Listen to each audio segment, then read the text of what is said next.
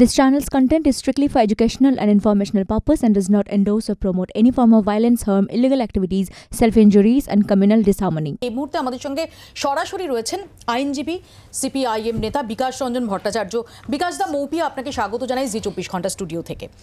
বিকাশ দা, এই যে বারংবার যে প্রশ্নটা দানা বাঁধছিল যে কার দায়ে বা কার ভুলের খেসারত বা কার ইচ্ছাকৃত গাফিলতির খেসারত দিতে হচ্ছে যোগ্য চাকরি প্রার্থীদের, সেখানে এসএসসির দিকে আঙুল তোলা হচ্ছিল এসএসসি কর্তৃপক্ষের দিকে। আজকে এসএসসি কর্তৃপক্ষ তারা দাবি করলো যে গড়মিলের হিসেব অনেক আগেই তারা নাকি হাইকোর্টে দিয়েছিল, অর্থাৎ দায় তাদের নয়।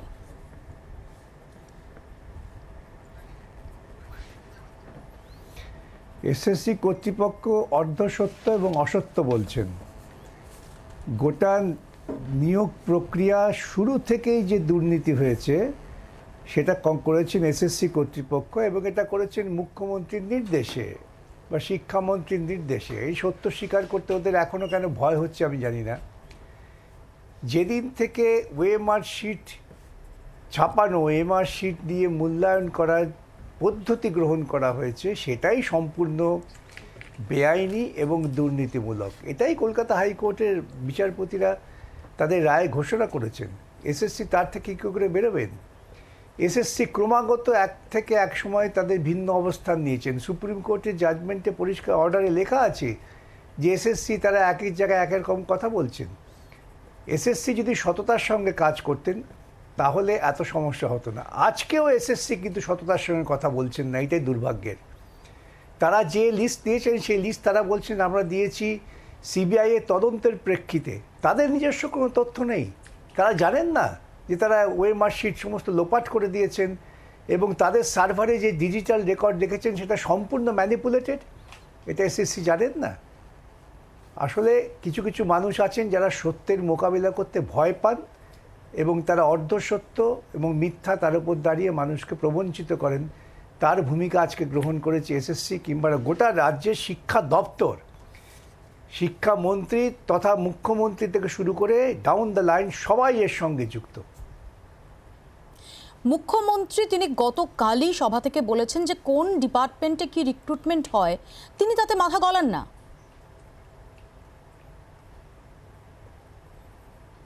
অসত্য কথা বলেছেন তিনি অসত্য কথা বলতে অত্যন্ত পারদর্শী। অসত্য কথা বলেছেন। আমাদের কাছে যে তথ্য আছে আমরা সেই তথ্যের ভিত্তিতে মামলা করছি।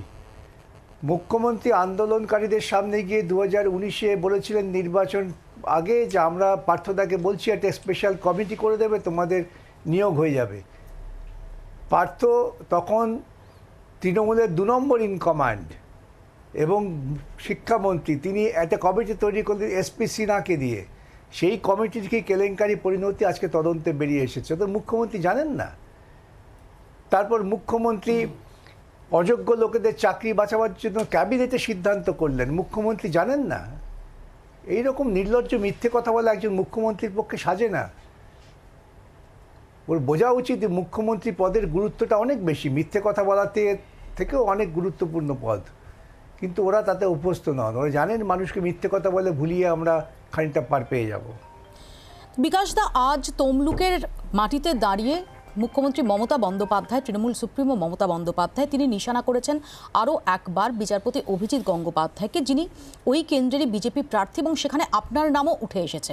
যেখানে মুখ্যমন্ত্রী বলছেন যে বিকাশ রঞ্জন ভট্টাচার্যের জুনিয়র ছিলেন এবং যে বিকাশ রঞ্জন ভট্টাচার্য যিনি চাকরি খান।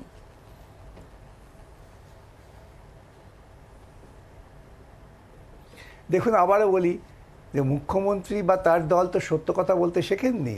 এই শেখানো হয়নি ওদের ওই রাজনৈতিক সংস্কৃতি। প্রথম কথা হচ্ছে যে এই দুর্নীতিমূলক প্রক্রিয়া হয়েছে। আজকে অভিজিৎ গঙ্গোপাধ্যায় বিজেপি প্রার্থী, তার বিরুদ্ধে আমাদের 1 লক্ষ কথা বলার আছে, কেন বিজেপি আরেকটা দুর্নীতিগ্রস্ত দল, এ নিয়ে কোনো সন্দেহ নেই। কিন্তু তাতে মুখ্যমন্ত্রীর সার্টিফিকেট আসে না। তদন্ত করে যে সত্য প্রকাশিত হয়েছে মুখ্যমন্ত্রীর হাত থেকে বাঁচবেন কি করে? তার সমস্ত পরিকল্পনাই তো দুর্নীতিমূলক। আমি বলি তৃণমূল রাজনৈতিক দলটাই তৈরি হয়েছে দুর্নীতির মধ্য দিয়ে। চিটফান্ডের টাকায় তৃণমূলের সমৃদ্ধি হয়েছে এবং আজকে সমস্ত কাজ দুর্নীতিমূলক। একের পর এক যদি আপনারা বিশ্লেষণ করেন, সময় দেন, ঘন্টা ধরে আমি প্রমাণ করে দেবো তৃণমূল দলটা জন্মে আছে দুর্নীতির ওপরে। কিন্তু যেটা বারবার শাসক দলের পক্ষ থেকে বলা হচ্ছে যে তারা চাকরি দিতে চান, কিন্তু আইনি জটিলতার কারণে বারবার সেটা আটকে যাচ্ছে। সেই আইনি জটিলতা ক্রমাগত আরও জটিলতর হওয়া, তার দায় কি আপনিও এড়াতে পারেন বিকাশদা?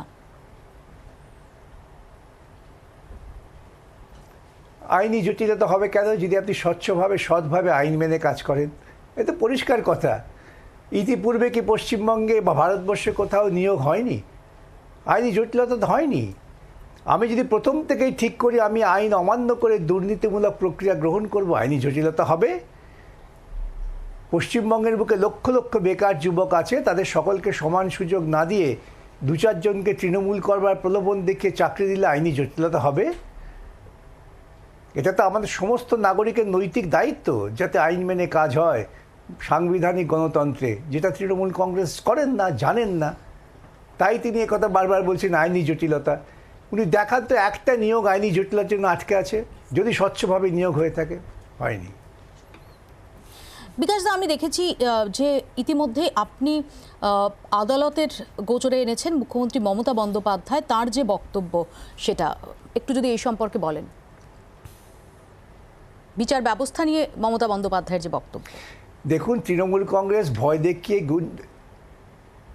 আমি বলছি তৃণমূল কংগ্রেস ভয় দেখিয়ে গুন্ডামি করে টাকার প্রলোভন দেখিয়ে ইলেকট্রাল বন্ডের বেআইনি টাকা দিয়ে গুন্ডাদের লালন পালন করে সমস্ত ক্ষেত্রকে নিয়ন্ত্রণ করতে পেরেছেন। যেটা নিয়ন্ত্রণ করতে পারেননি তা হচ্ছে বিচার ব্যবস্থাকে, বিশেষ করে হাইকোর্টের পর্যায়ে যে বিচার ব্যবস্থা, বিচারকদের তারা ম্যানেজ করতে পারেননি, আর কিছু অভাগা আইনজীবী আমাদের মতো যাদের ম্যানেজ করতে পারেননি। সেটাই হচ্ছে ওর একমাত্র বিপদ। তাই দেখবেন ক্রমাগত বিচার ব্যবস্থার ওপর কুৎসামূলক আক্রমণ করে যাচ্ছেন একটা রাজ্যের মুখ্যমন্ত্রী।